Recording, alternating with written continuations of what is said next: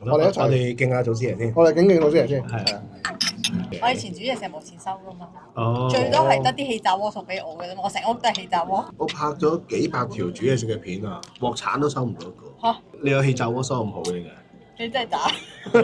豉油都冇得我知嗰個3000蚊喎，你送俾我嗰部係吉針牛扒嗰部咯。因為好啦。一開嗰陣時係2900幾嘅。會唔會因為係祖師爺啊？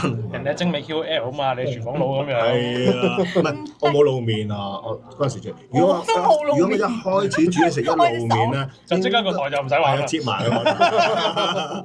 有一間揾過我，佢係賣嗰啲響鈴嗰啲啊。喂，帶住幾個響鈴俾我，叫我幫埋佢起碼幾箱啦嘛？你幾箱我多謝你啊！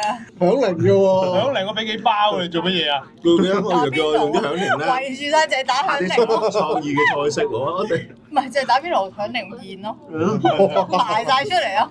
唔係佢可能貪你係廚師，所以就叫你諗，你叫你自己當，係啊，揾響鈴做菜式，幾粒響鈴就要我幫佢又諗菜式，又要拍片，又要剪片，佢冇錢喎。又冇錢咯，俾幾粒響鈴我，最多係咁樣咯。